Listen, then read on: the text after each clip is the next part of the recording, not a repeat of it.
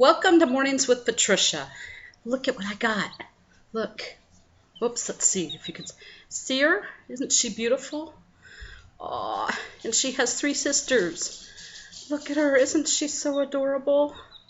Oh, I think that I'm going to let her go back with her sisters. I'm going to give her to Bruce. Thank you, Bruce. But I wanted you to see our new babies. They are so cute. They're called Americana. It's with a U, not an I, not Americana. It's Americana Easter egg chickens. And so they come in a variety of colors. A lot of times they're blue or gray, or they could be, browns. But from what I understand, but they lay typically blue eggs, and they have a chart of chickens.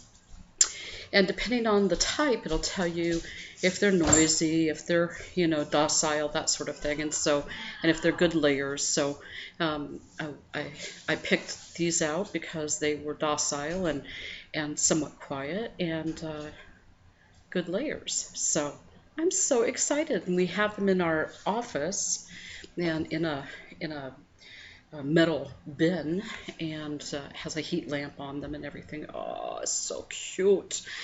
And I was sitting there watching them this afternoon, and once we got the heat lamp in there, they're all cuddled up under the heat lamp, and they have their little faces turned up to the heat lamp, and pretty soon you see their eyes close like this, and then and they're just so cute. And I was sitting there in silence, listening to their quiet little chirp, and just kind of feeling in a very meditative state. So I kind of wanted to talk today about turning our face to that heat, right? Turning our eyes and our attention to the warmth of God and that gratitude.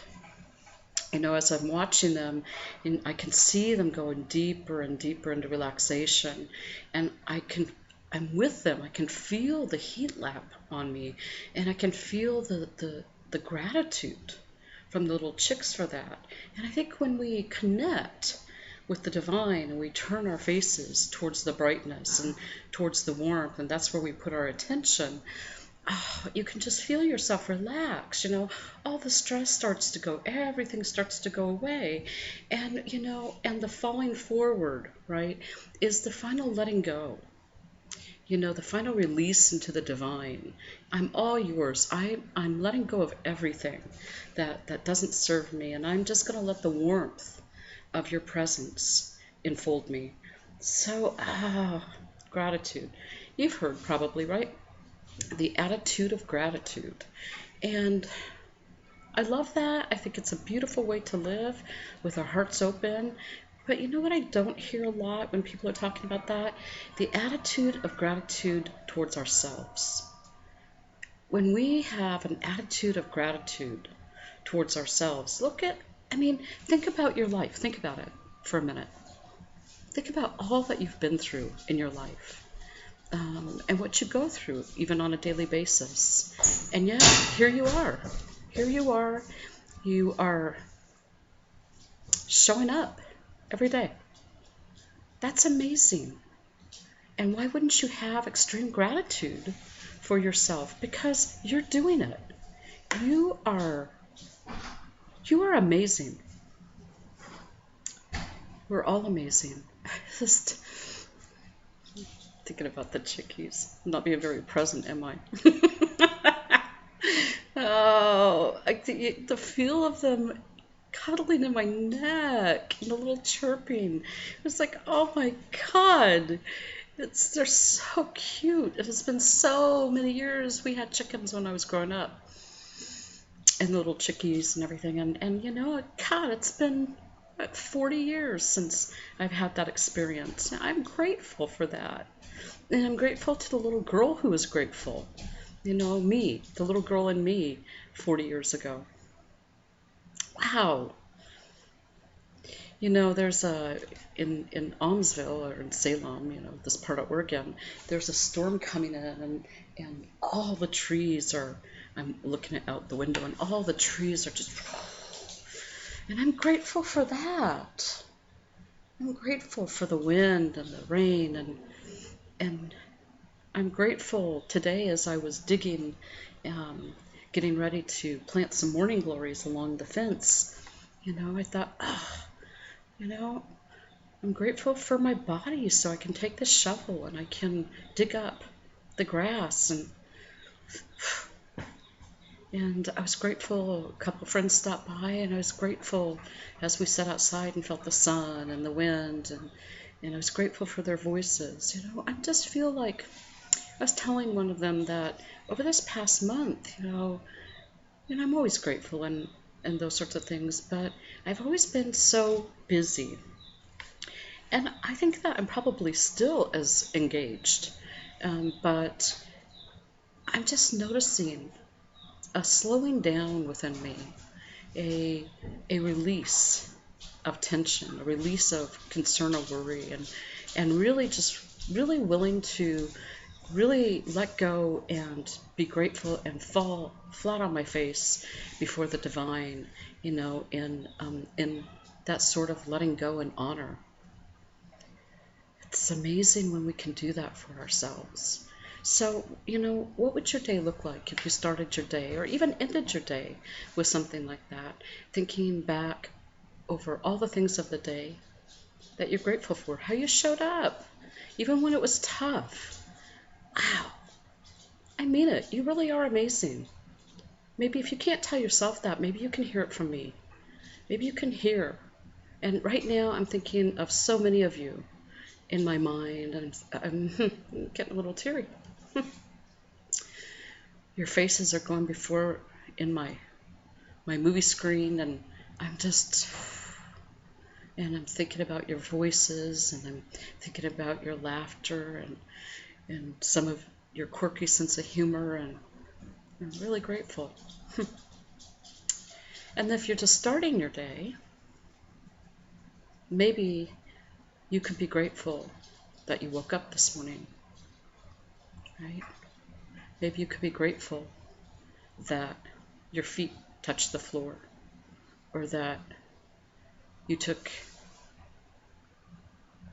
your first morning breath with eyes open and looked around your bedroom and say, I have a place. I have a home.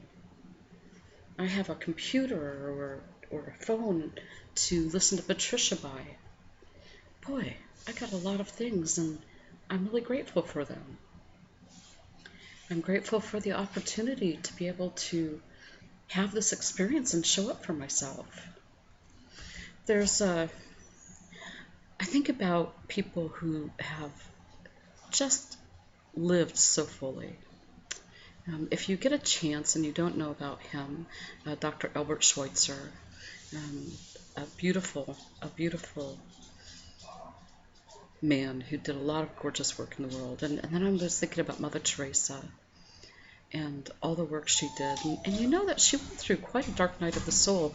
I think I had mentioned this maybe during one of the gatherings, but the after she died, her diaries came out, and in some of her diaries, she talked about, she had kind of lost some faith. She didn't even know, her love for Jesus and where was God, and because my goodness, sometimes when you're doing that work and you're faced with, the pain after pain after pain of that,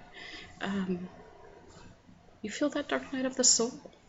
And it was really, I guess it shouldn't be, but it was really surprising to me because some people were very upset. What did they expect Mother Teresa to do, right? That she should show her stoic face to the world, that she should not have a human experience. I think sometimes when we look at great people, we think we get disappointed maybe because they show us a human side, and maybe we think they shouldn't have a human experience. I don't know. I don't think that, but but if you think that about great people, that sort of disappointment with yourself too, because you set the standards pretty darn high for yourself. And maybe that's why you feel continually disappointed. Maybe that's your soul work. Maybe maybe you did set a bar for yourself. I don't know that, but here's what I can tell you is that you can always reach every bar because you are the divine. And when you remember that, you won't have to worry about setting bars anymore, and you won't be worried about, successes and failures, because they're simply experiences. And once you get out of that duality of thinking that things are good or bad, things are just how they are, and when you just release that, we want to pray for outcomes, and we want certain things. And in New Thought, we always say basically the highest and the best, because how do we know what should happen, right? We don't really know what should happen. We know what we think we want to happen, but sometimes out of things that we hadn't even thought about, or even sometimes out of things that seem painful, the greatest gifts come, the greatest awakenings come.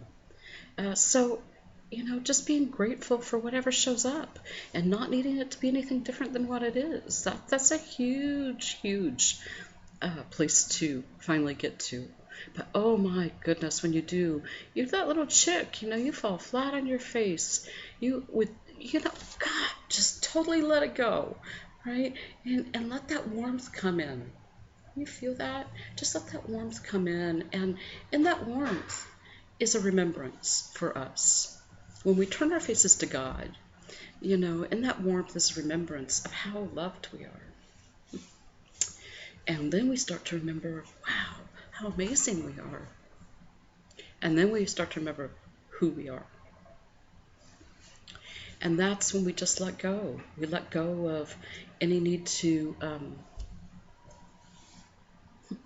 hold on to anything. Really. Doesn't matter what it is. We just let go. In total faith. In total release. We just bow down before ourselves. So that's what I'd like you to think about today, is in that gratitude, in that discovery, is bowing down before yourself. It doesn't get any better than you. It doesn't. And it doesn't get any better than this. Well, yeah, it does get better than this, because when you are just okay with whatever comes, oh my goodness, you stop fighting it to be different, right? And once you do that, you realize there has never been a battle. There's just been things that have occurred, and you made a big old story out of them. That's okay, you're creative. Good for you. Release your story. Be grateful today. Be grateful for yourself. Bow down before yourself. Okay? So, again, happy Thursday. And 1, 2, 3. Oh my God, I love myself. I love you. Have a blessed Thursday. And look in the mirror and say, I love you. I do. I love you. See you Friday. Bye.